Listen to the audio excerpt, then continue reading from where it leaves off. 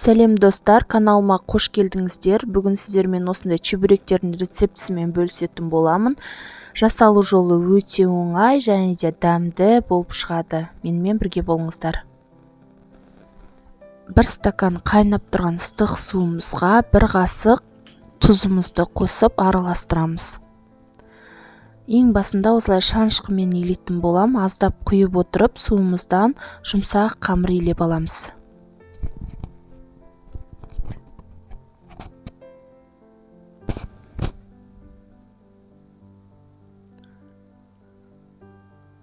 Қамырымызды илеп алып, салафанға салып 15 минутқа қойып қоямыз. 15 минуттан кейін 3 қасық шемішкенің майын алып, соған қамырымызды қайтадан илеп шығамыз.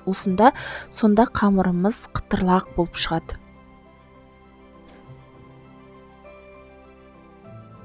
Енді салмасын дайындайтын боламыз. Фаршымызға пиязымызды қосып, 2 бас сарымсағымызды қосып, тұз, қара бұрыш және де сұйық май жақсылап араластырып аламыз.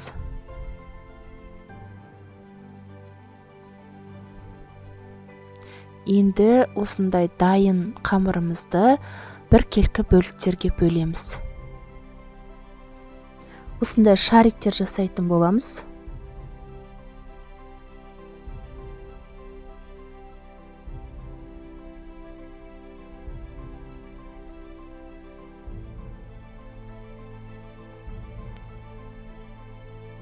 Бетін салафанмен жауып, осылай қамырымыздан жұқа қылып жаямыз.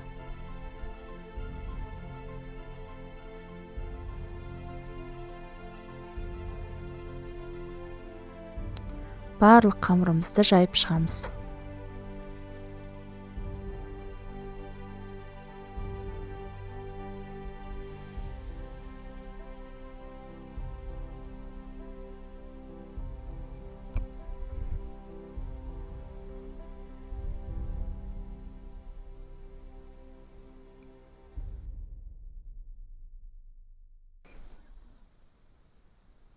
Қамырымыздың бір шетіне осындай салмамызды салып, жауып және де шет жақтарын қаттырақ қып қысамыз.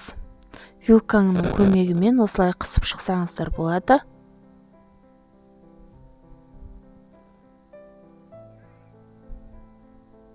Және де әдемілік үшін осылай артық жерлерін кесіп тастадым.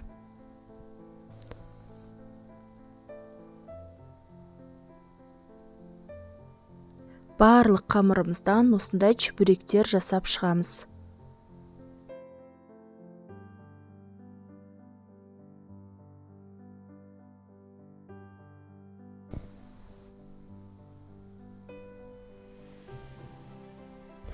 Табаға майымызды құйып, қыздырып аламыз да, чебурекіміз қызарғанша екі жағынан пісіріп аламыз.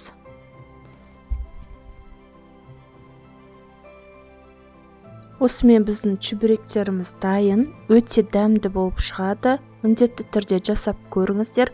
Каналға тіркеліп колокольчикті басуды ұмытпаңыздар. Алдағы уақытта сіздерге менің рецептерім ең бірінші болып барып тұрады. Сіздерге ұнайды деген ойдамын. Сіздермен болған Динара.